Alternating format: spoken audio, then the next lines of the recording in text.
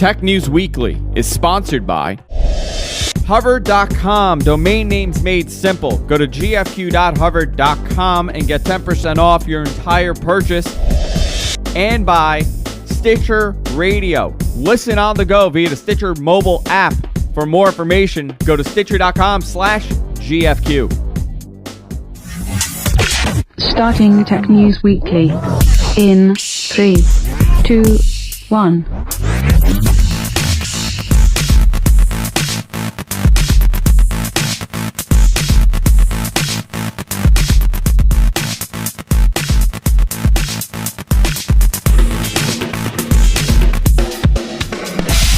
Welcome everybody to Tech News Weekly.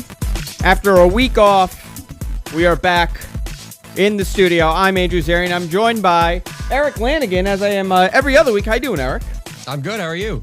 Very good. I got over my cold, and of course, we're joined by Miami Vice himself, Sunkast. How you doing, Sunkast? What up? How's it going? Good. You know, getting in the swing of things. Things are a little wacky here at the studio after having a week off. We were at Blog World last week. That's where I got these glasses. And you got the glasses at Blog World. And Friday, we had to cancel because I was super sick. I got the con virus. And dude, I think we were all pretty much wiped out from Tuesday, Wednesday, and Thursday all day at Blog World. The con virus, is that the virus that you're guaranteed to get at any convention? Any convention. He got it, I didn't, so maybe I'm just immune to whatever's there.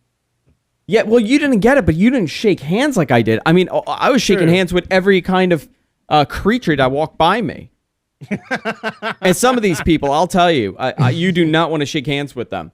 Sunkast is like Howie Mandel. He just fist bumps. Because, yeah. You know what I noticed? That's what you got to do now. I was so upset because I forgot to bring the, I guess, like the hand sanitizer. And I was shaking so many hands that I got so sick. On Friday, I had 103 fever. Saturday, I had 103 fever. Sunday, I had 103 fever. And finally, Monday, it started breaking the fever, and I started getting a little bit better. But just until today, I was super sick. Well, you know what we're going to find out? Those high school kids getting drunk off of Purell, it's going to turn out that that's the secret to immortality. Yeah, I think that's what's going to happen. Just cleanse of all bacteria, and you're good to go. So we're back in the studio. Monday, Erik and myself did a show. We covered WWDC, and a lot of our news is going to be about WWDC and the things that were announced, kind of to regroup everything that happened. Erik, what did you think? I mean, during the coverage, we were kind of saying like, oh, this is pretty cool, that's pretty cool. But in hindsight now, you know, we've had a couple days to sit back and to look at the things that were announced. It was not a big announcement. I mean, we didn't get this big wow factor that we normally get every year. Yeah, it's evolutionary steps, sort of just gradual steps of two different operating systems that are pretty mature as they are. We saw some different approaches that they're taking compared to Microsoft. I mean, their understanding of how a laptop and a tablet mesh together is very different. They have a multi-touch trackpad. They don't have a touchscreen. They don't try to have the same operating system for both. But we also saw some features going after Google's features, Google Wallet, the little reply with message kind of thing, some outright theft, as Apple would be fond to say, of them from Google. And kind of lackluster computer offerings. I was hoping to see Retina displays and all new cosmetic upgrades across all the laptops. Instead, we just got one new flagship model at the end of the product line that will eventually go down in price as well as size and weight to replace the Airs and the Pros as we know them. Yeah, Sunkast and I were going through the list afterwards, and we were looking at the changes. And one thing that we noticed is the screen resolution. I didn't notice this during the actual broadcast because a lot of it was based on the Retina display, and we were talking about the Retina display having such a high-res screen. 2880 by 1800 is the display resolution. But huge. One thing that I did notice afterwards is that the 13-inch MacBook has an awful low-resolution screen. It's 1280 by 800, but when you compare that to the MacBook Air that has a 1440 by 900 screen, Same resolution as the 15-inch. Same resolution as the 15-inch. It's actually really interesting that they've stuck to this old screen on the MacBook Pro, but the MacBook Air is getting the better screen. Does this mean they might be phasing out that MacBook Air, the MacBook Pro, the 13-inch, and maybe they're just saying, hey, listen, 15-inch for the Pro. You have the option between the Retina and the non-Retina, and if everything else is going to be the Air.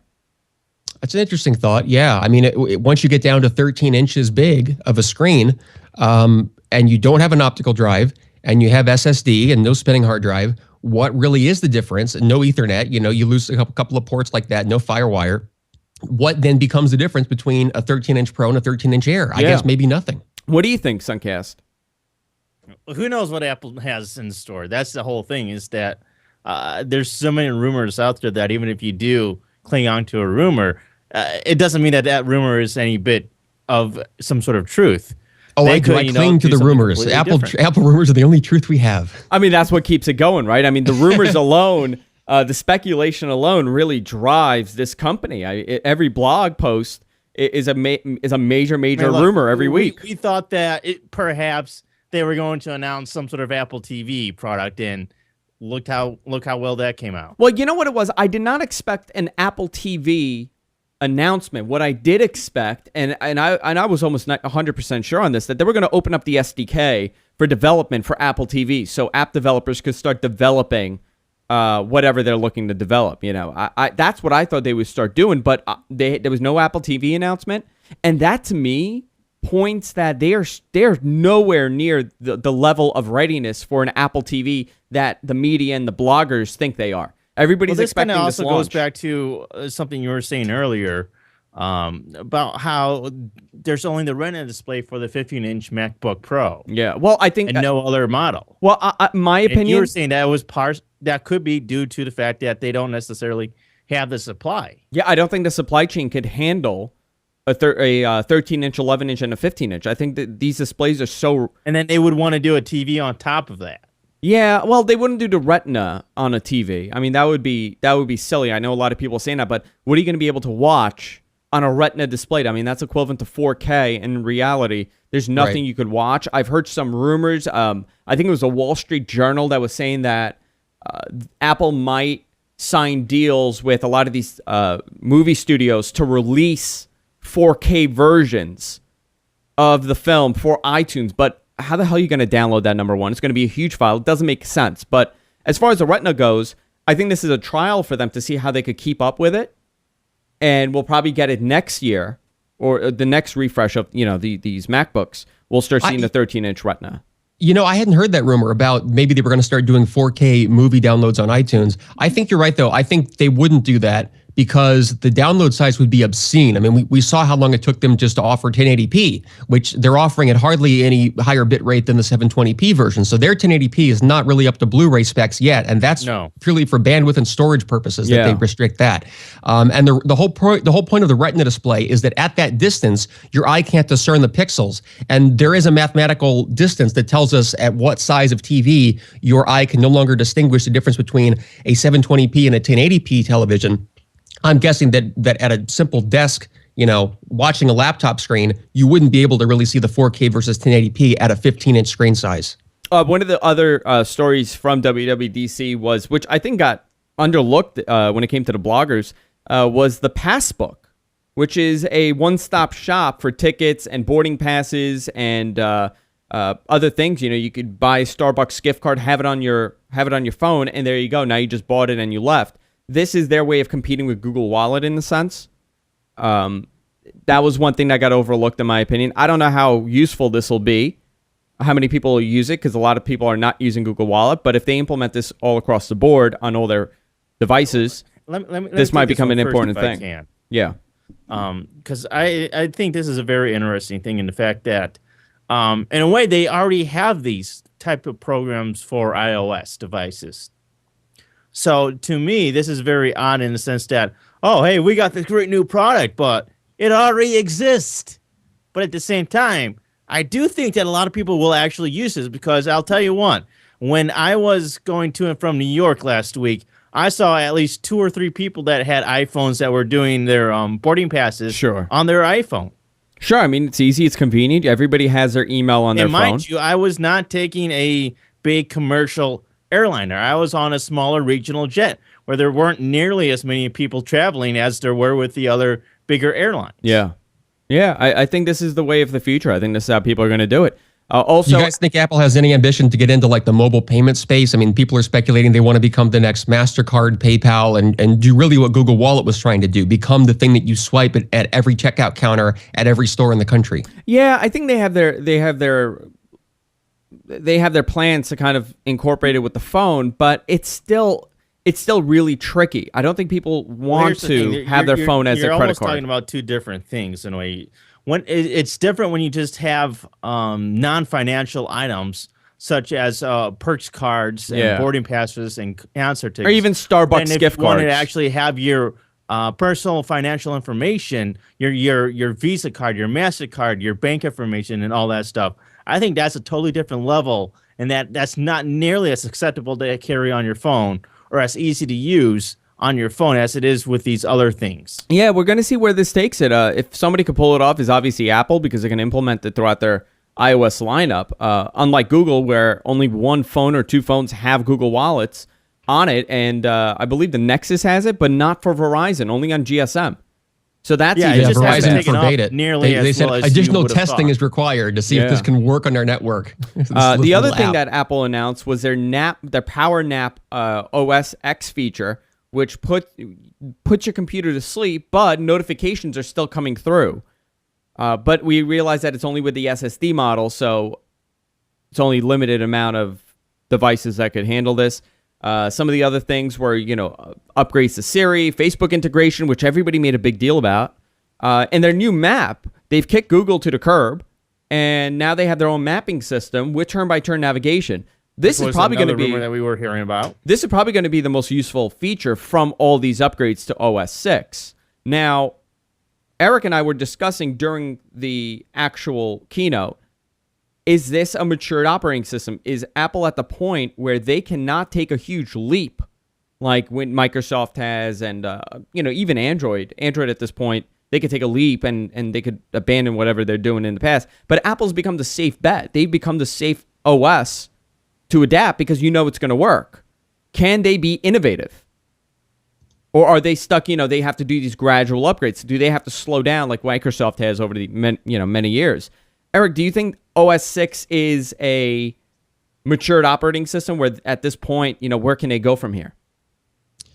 That's a good question. There were a lot of rumors that we would see a new interface, that it's been since 2007, really, that we've had the same iPhone interface with the sort of blue at the top, and there were rumors it was going to become silver, or, little cosmetic things, but also usability hasn't really changed. It's the same kind of system. I guess it works, but there is, comes a time when you need to change things up just to give the eye something new to look at.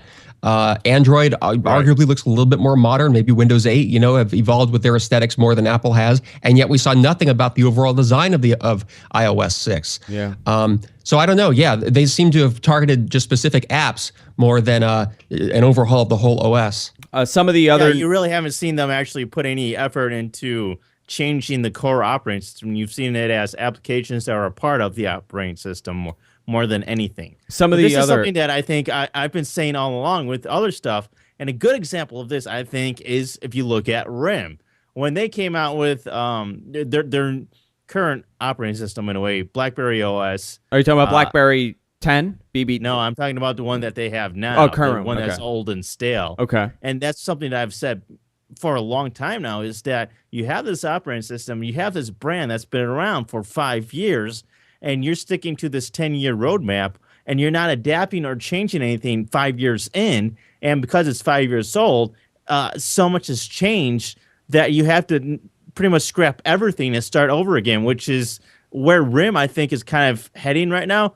They're starting over with BlackBerry OS 10, and in a way, that kind of makes sense because BlackBerry came before iPhone. So BlackBerry had a whole, 2-3 years on iPhone and iOS. So if you look at the comparisons between the two, you could theoretically see that, it would be time for iOS to have a complete operating system UI revamp.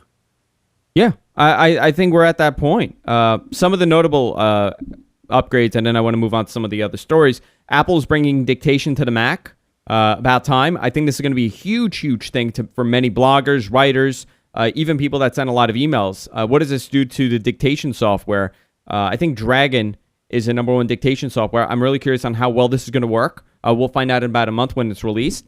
Apple's also axed a 17-inch MacBook Pro, so the 17-inch is gone. I think it's about time. I don't think many people are buying the 17-inch.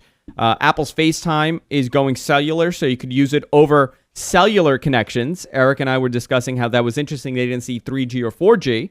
And then we realized, wait a minute, there's no 4G on the iPhone, so of course it's not going to work over 4G. So they use the term cellular.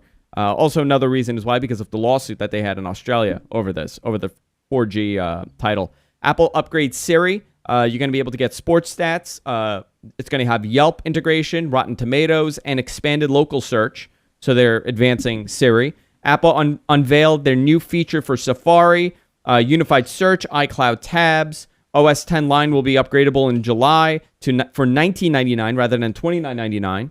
I think that's 10. OS 10 Mountain Line. I don't know why I read out iOS. OS 10 Mountain Line will be upgradable $19.99. I think that's really cheap. I think that's a big story too. It's $19.99, $20 you get an upgrade. Apple selects TomTom for their iOS map provider.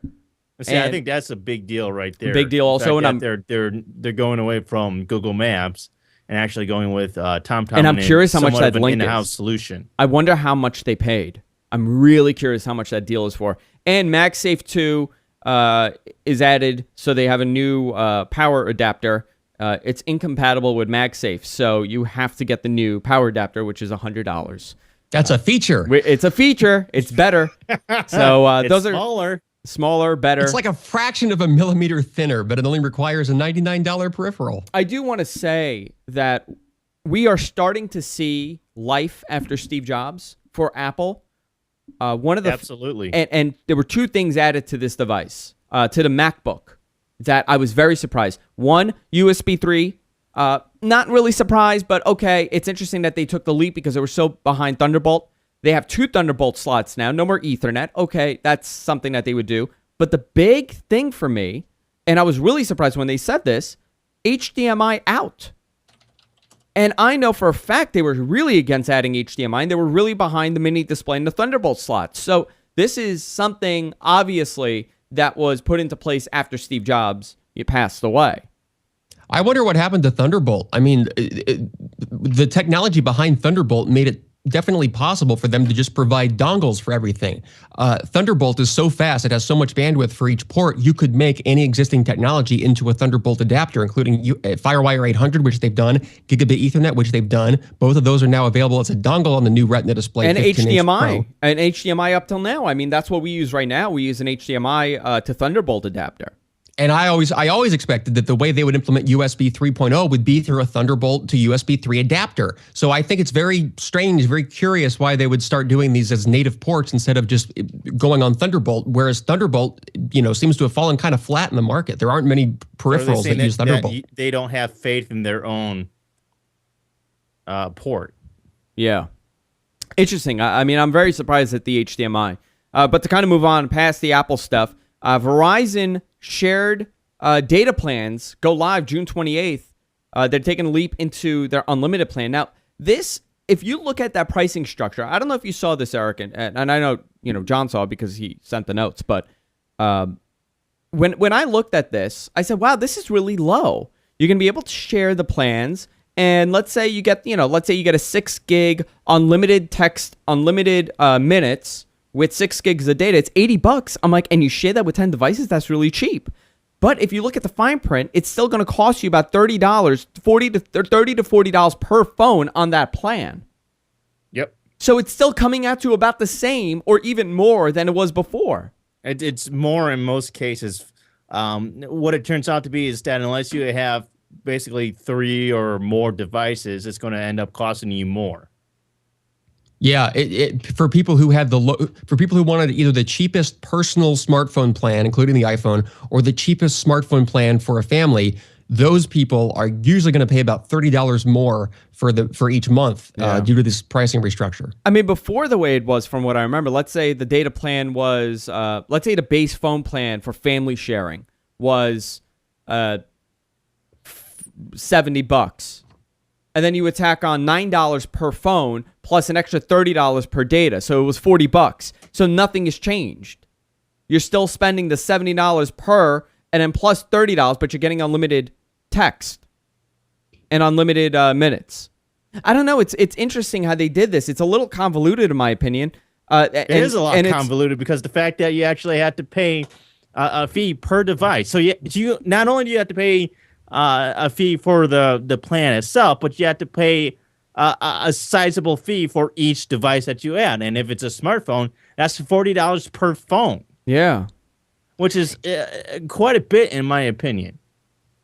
It's hard to analyze this one because in some ways it's a little bit more fair. It's a little bit easier to understand because, if you were a heavy data user and had lots of devices, you could end up having like a 5 gigabyte data plan for a MiFi, a laptop, a smartphone, an iPad, and multiple other devices, and end up using only one device that month, but you've paid for the bandwidth on all of them and you would never get that back. So it's a little bit more efficient in terms of the bandwidth that you see and what you use.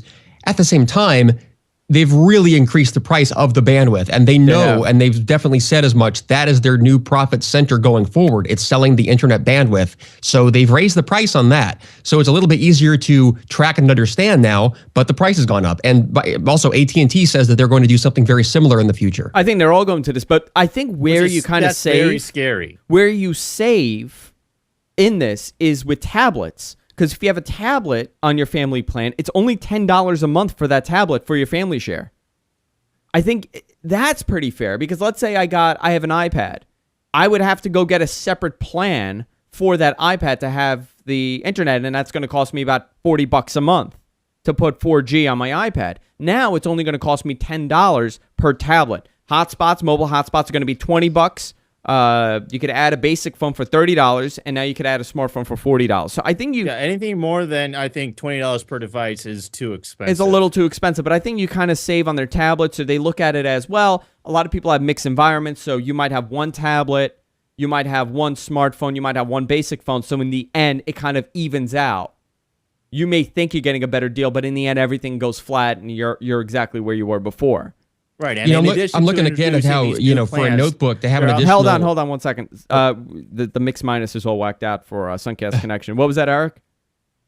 I'm looking at the prices again. Yeah, for each tablet, it's $10 a month, even if you use no data. For notebooks and netbooks, $20 a month, even for no data. That's also for USB and like MiFi devices. So $20 a month. What is that paying for if you use 0 megabytes of data? That still seems like a $20 a month charge. That's just pure profit. Yeah. Yeah. What is T-Mobile doing? Do you know, Sunkast? Do you know? I know they were going to institute some. I've heard actually T-Mobile and Sprint have said that so far they're holding tight to their existing pricing structures, and they're not going to go through this unlimited text, unlimited voice, but we'll charge you more for data. They've said no so far. I guess they're going to see where this takes AT&T and Verizon, and they might follow if this is successful or if it's not. Right. Yep. And Verizon has actually said that those customers that actually have grandfathered in unlimited data plans now on June 28th, whenever they decide to upgrade to a new phone, they are going to be forced into one of these plans. They won't be able to keep their unlimited data plan that they were grandfathered into. And unless they want to not pay the subsidy and actually pay for the phone outright, that would be the only way that they could keep their grandfathered unlimited data plan. Very interesting. I do want to ask Eric, are you very familiar with this? Because there's something in this story that kind of confused me a little bit. Okay. I think I've looked at it, yeah. I was reading on CNET, and the way that CNET wrote their article, it almost sounded like they were saying, well, going forward, June 28th, any user that's getting any new plan with Verizon is going to be forced to this shared everything plan. Yeah, I think I read that is true. There was something confusing about that. There were some sites reporting that if you bought a completely unsubsidized phone, you could choose your own plan. I think that might be how they're doing it. Any subsidy. So then there are not going to be any individual plans anymore. You're going to be forced, if you're a new customer or upgrading a phone, to use these new share everything plans, and that's the only plans that they have. No, I don't think so. I think so. Actually, very weird to me, but that's the way they made it sound. Yeah, they've made it much harder to stick with the existing plan, and they pretty much said this is the way going forward. They don't want you on that other plan, and they will phase that out, they've said. Yeah, but I'm interested in possibly moving over to Verizon, but I don't want to use any of these new share everything plans because they're stupid and they would cost way too much. Well, yeah, I guess you guys are right because for 4 gigs for 4 gigs of data, you're getting it for $70, and that's about right. I think that's how much then it is it's $40 anyway. on top of that for just one smartphone. Is it for each? that's No. $120. I think it's each additional smartphone. The base covers one phone. No, it's each device is $40. Yeah, then you're talking. Oh, that's crazy. I don't know. Yeah. That's extremely high. You're talking about. I mean, it's $40 more a month, and that's Right. obscenely expensive. From what I understand, the base. So, and this is how Verizon does it. The base phone is the main plan. So the base phone would be 4 gigs. $70, unlimited text, unlimited minutes. Each and none of this additional includes phone. any of the taxes or fees, by the way. No, so you're looking at about $80 without the taxes and fee for one phone. I think that's what it is, but we'll get more information on this. I really do But think if it's you're that. being forced into these plans, if you're a new customer, this is the only thing going forward from now on. That's a little ridiculous, in my opinion, not being able to offer your customers any other plan other than this share everything plan, because one size does not fit all when it comes to how people use their phones. Sorry, Charlie. Well, when you have no stuck. competition, you can charge whatever That's you want. exactly what it is. To move on, But there is competition. there's no There's competition. T-Mobile, there's Two. Sprint, there's AT&T, there's all these small regional carriers. But I'll tell you, Small try to regional use- carriers, they don't have 3G or 4G. Yeah. They don't have the iPhone. They have no smartphones to speak of. yes, Try they using- do. try yes, using- they do. They You do can't have the roam. iPhone There's no now. data roaming. You go outside your small little region. If you're not on a national network, good luck getting on the internet. And also try that's my using problem too, you know? try using T-Mobile and Sprint and MCI. What is it? The new one, Metro PCS in certain areas. There's no connection. They're still way behind where AT&T and Verizon are when it comes to wiring up certain areas. So you have service. So that's also something that they face. The truth is, there's 2 major companies currently, and many other small ones. Sprint and T-Mobile are a little larger than them, but they're not doing so well. But I do want to move on. Microsoft is planning a major announcement this Monday. Very interesting, very last-minute announcement. I think strategically they placed it after WWDC to unveil this. They're inviting a very small portion of the press to an event in Los Angeles on Monday. What they're promising to be a major Microsoft announcement. A lot of people are speculating what this possibly could be. One of the main rumors, All Things D is reporting, that this will focus on Windows RT, their ARM-based tablet version of Windows. I don't know if that's a major announcement, because what are they going to show that we haven't seen already? I found that. I don't know about that. I don't. Hardware, I guess. Have they announced specific devices? I mean, we know, we kind of have an idea of what the devices are going to look like, but I don't know if this is a major announcement to unveil this. I'm thinking they're probably going to unveil something else also. Maybe they might. It might be something to do with Windows Phone 8. It might. I don't know. I don't think that's a huge announcement that's going to be groundbreaking in any way. But I mean, a lot of the things are missing. We still don't know how they're going to deal with this, with the fact that how are they going to market this device differently than other Windows 8 tablets? And speaking of the naming that you just said, yeah, we are due for a Windows 8 phone update, if they're even going to call it that.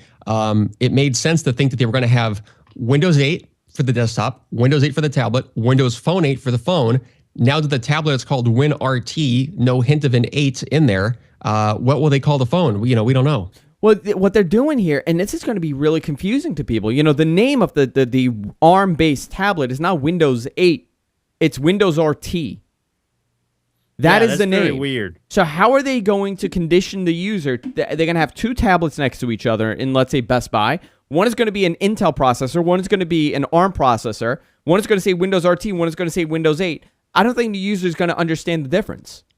Right. I mean, this is going to be understand the difference. They're going to have a big mess on their hands. I thought the whole purpose with Windows 8 was that it's one operating system to rule them all, whether it's a tablet, a desktop computer, an Ultrabook, a notebook, whatever. It's supposed to be Windows 8, but now you're calling it Windows RT. Yeah, so I don't know. This is going to be a little bizarre in my opinion, but we'll see what happens with that. Skype yesterday, a lot of people are very upset over this, announced their monetizing method on what they're going to do with their platform. We've been hearing about this for a while. Some of the rumors were that they were actually going to take a little break in between your phone calls and actually have like an audio message of an ad playing. So we've heard about that. We heard about different things where maybe it might pop up a video. Now we're realizing what they're going to do. They've told us what it is. They are going to only Skype to Skype calls. They're going to have a little pop-up during your call for an ad. And this is how the company has said what they're doing. An opportunity for marketers to reach hundreds of millions of connected users with meaningful conversations about brands in a highly engaging environment. In other words, I've been looking forward to having meaningful conversations about brands. It doesn't end there. It doesn't end there. Then they went and said, this could spark additional topics for conversation. Because now I'm going to see an ad for Mentos, and I'm going to go, hey, Erik, you know what's interesting? Mentos. It is. Mentos is interesting, isn't it? It's so refreshing. It's so refreshing. And clean flavor. I found that amazing. But what's interesting to this is they're going to expand this to some level. Now, if you are a paying Skype user, meaning if you have a Skype premium account, if you have Skype credits, you will not see ads. But this is going to lead into other ways to deliver ads. What do you talk about? If you don't see the ads, what do you talk about in the conversation? Yeah, what are you going to talk about? Nothing, obviously. We have nothing to say to each other. I am not a big fan of ads to begin with. So, I mean, I understand that they're not going to be very obtrusive, which is great. But at the same time, even stuff that they put in there now at the bottom of the contact list annoys the crap out of me. You know, a lot of people are freaking out over this, but it's not a big deal. It's not going to mess up your video. It's not going to mess up your audio. You're not even going to notice it if your window is minimized, like many people do. So I don't think this is a big deal, but where this could potentially go is the big deal. I also think it's a big deal how it's Microsoft sort of showing. But before I say this, is it Microsoft or like still Skype being independent saying this? I think it's a combination. I think it's Microsoft. Okay. Yeah, because they now own it, so they're probably doing the marketing and integration and everything with the Windows. Yeah. So I think it shows the sort of misguided arrogance here of the marketers that they think that when you see an ad, you will want to stop what you're saying, stop the reason you called this person, and discuss this ad, number one. And number two, that your discussion will not be how crappy and boring and obtrusive this ad is. I hate Skype. Let's talk about competitive solutions that don't show us ads. Yeah. But where do you see this headed? That's the big question. What are they going to do with this? Yeah, it's like a gateway drug. It's going to lead into other ways to deliver the ads. But again, we can't really complain. It's a free service. Millions of people are using it, and they have to monetize in some way. So what right do we have to complain? As long as I'm paying and I'm not getting an ad, I'm pretty happy with this. I'm not really going to go crazy over it. John, you want to pick a story? Yeah, I want to talk about this, the new top-level domains that ICANN announced that they are considering for about a few months now or a year. I'm not sure exactly which one. They've been taking applications from companies that have been able to generate enough money for an application fee for new top-level domains. That means, you know, the .coms, the .nets, .info, those are top-level domains, or strings as they call them. And so now ICANN has actually released an entire list of like thousands of new top-level domains that they are considering that people have submitted applications for. And some of these are really interesting, and some of these are not so interesting. For instance, they have like Google and Microsoft have also come out and said, well, we want .google and .microsoft. There's also an application for .app. And .movie, and now they're also saying, well, we also want .mormon, .catholic, but there's also weird ones like .mortgage, .lamborghini, .restaurant, .right at home, .dotson, Dotson of all things. Why would you want a .dotson? Well, what this is going to do is really make the actual domain name not important anymore. I don't think I think this is really diluting the importance of having a great domain name, you know, to have like a Pepsi.com, or, you know, if you're a company, they want or have Pepsi now too. And they want Pepsi. Coke. So what they're going to do now, everything is going to be search. You're going to rely on Google to find domain names. I think this is going to get so confusing over the next couple of years. You're not going to have an idea of what anything is.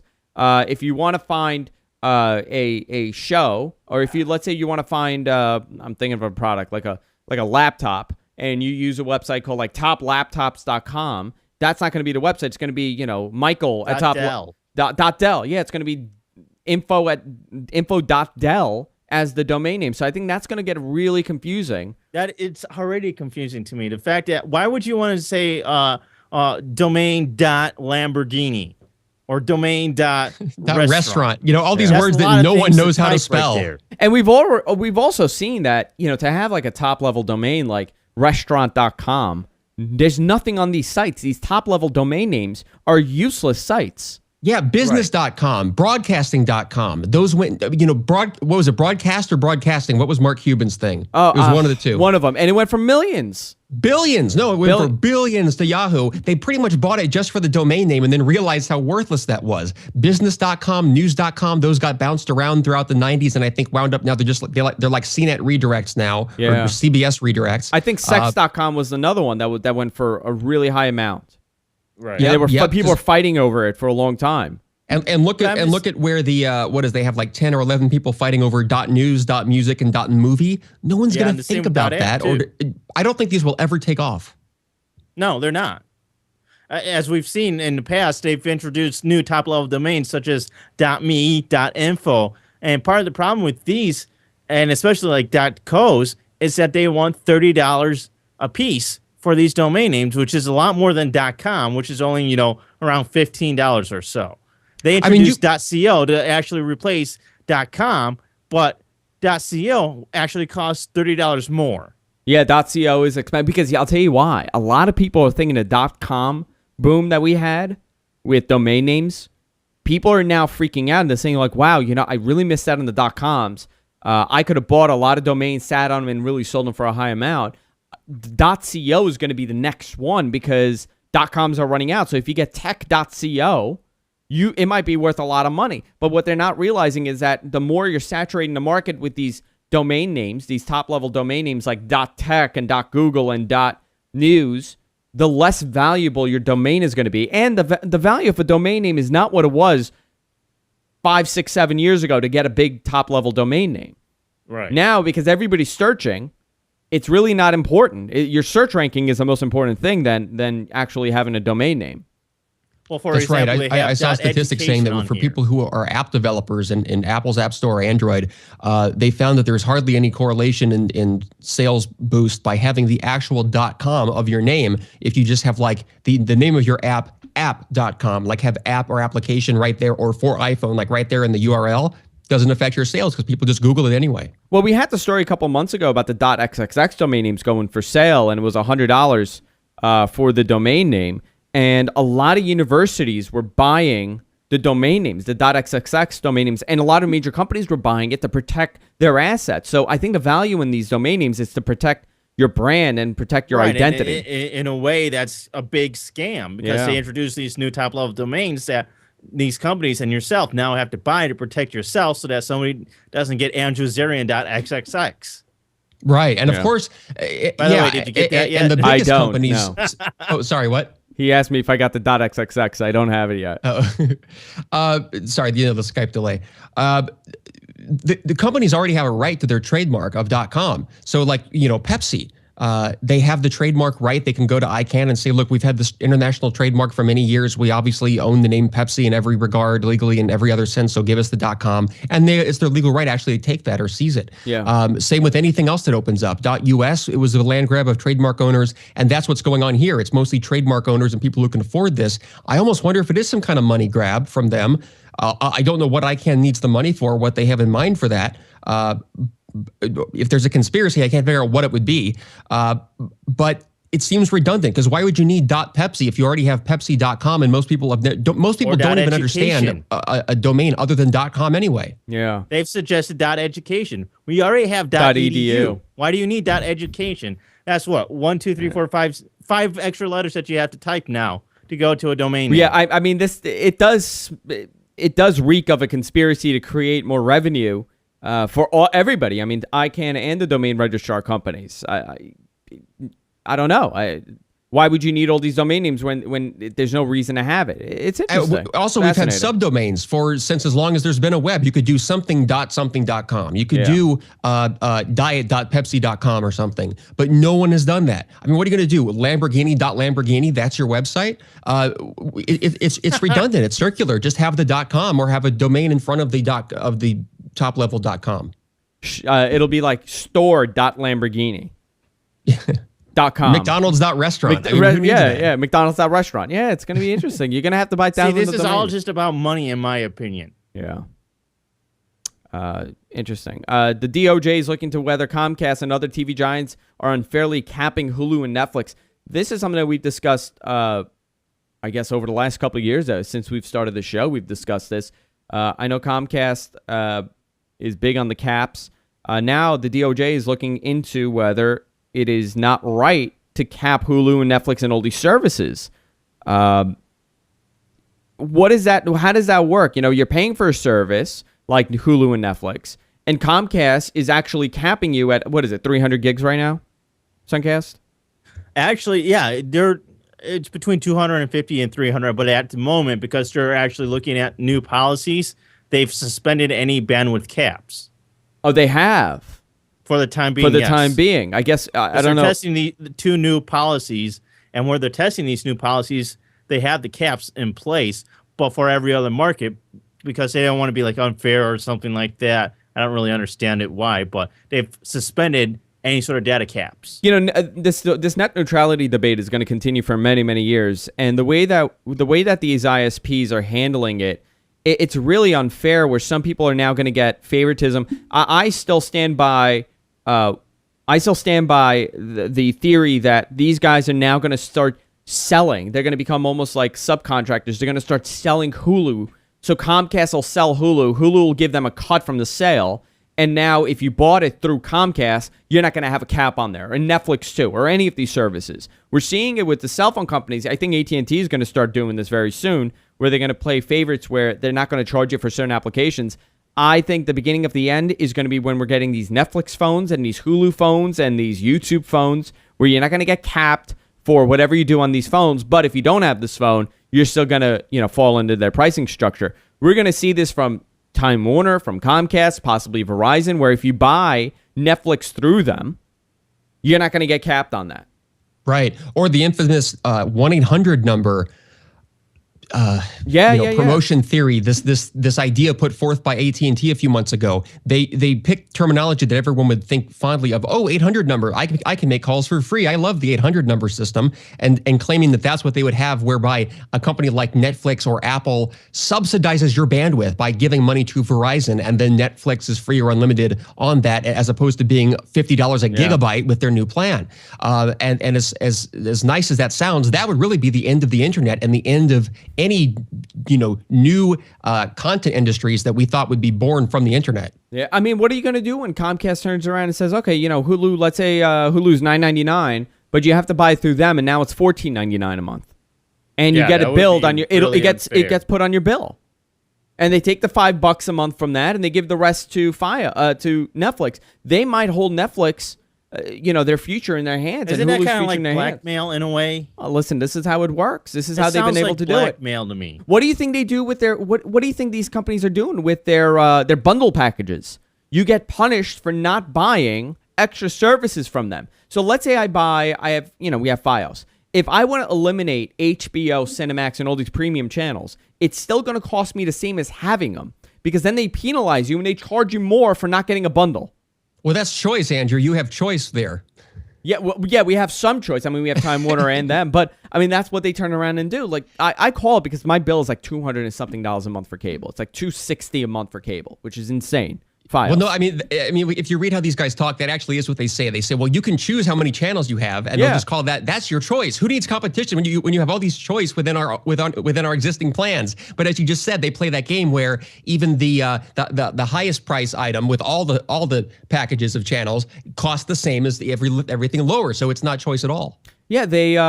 So I called them up and I was telling, well, I don't want HBO. Or you know what? I wanted to keep HBO. I wanted to get rid of everything else. And pretty much the guy goes, well, okay, we could do that. And I said, what's my bill going to be? And it was actually the same amount as keeping the channel. I'm like, how is that possible? I'm eliminating services. And they go, yeah, but then you get dropped from the package you're in, and you go to a lower package, and now we have to charge you more. It's it's insane. But that's how they do it. That's how they justify it. It's called bundling, and that's what they're going to do with Netflix. That's what they're going to do with Hulu. And I don't see a future for net neutrality because these companies kind of have a stronghold on the entire industry.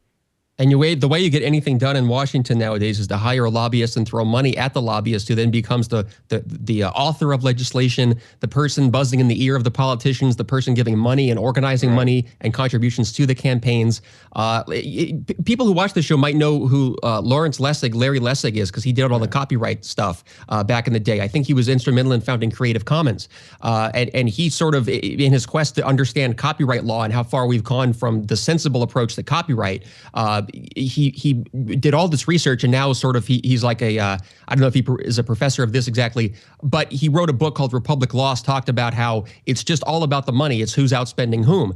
And if you look at this report in the Wall Street Journal about this, the tactic, and unfortunately the only hope we have here is for the newer companies with almost equally deep pockets like Netflix, Google, Hulu, YouTube by way of Google, counter-spending the lobbying money. They're showing that Comcast spent $20 million last year. Google is now spending $10 million last year and on track to spend more this year. Amazon spent about $1 million last year, spent $2.2 million last year. So, they're just, and Netflix is going to spend about $1 million this year. So it's all just, they're just trying to see to outspend who to get the buzz in the ear of the politicians. I know, that's why we insane. have these policies. I mean, it's really, it's crazy if you look at it, from a far away location. You look at the fact that in order to get things passed, you have to pay lobbyists to kind of block things from happening to kind of pass it, and then you got to pay somebody else off.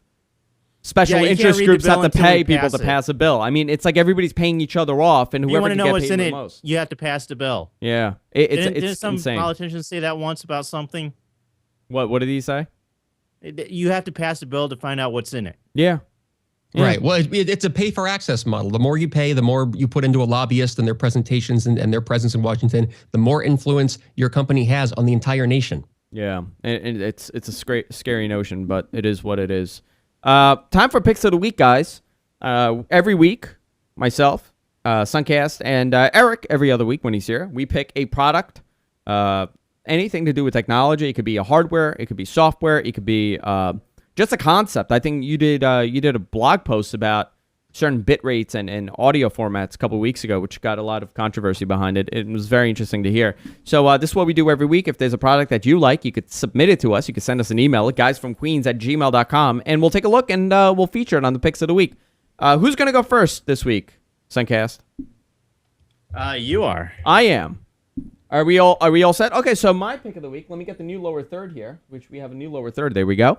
This week I was doing repair on somebody's computer, and they were running Vista, and I had to put Windows 7 on here, an extra CD key here, and I never use it, so I gave them my copy of Windows 7. It was a close family friend.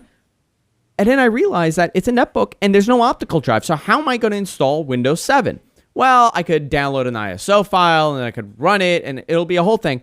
But I did some research, and I found a really easy tool to make Windows 7 a bootable USB drive. It's in a Microsoft store, and I think Sunkast has it up right now. If you Google Windows 7 USB download, USB DVD download tool, it'll give you step-by-step instructions on how to do it. And there's a tool that you download, very small file, and all it does is takes the ISO file. By the way, guys, you could go and download Windows 7. There's no fee for it if you have a license. You could download the ISO, which I believe was about 400, 500 megs. Not that much. You download the ISO. You pop it in. It's self-explanatory. It'll say, ISO file, source. So you pull up the flash drive that you want to put it on, and it just copies it over, and it makes a bootable drive. Super easy to use, and I no longer need the CD. I just have this one copy of Windows on this disk, and I can just pop it and do it with a USB drive. Super easy, totally free. You get it at the Microsoft Store. We'll put the URL in the show notes. But if you just Google Windows 7 USB DVD download tool, it'll come up. It's great. I've never needed to do this. This is the first time I did it.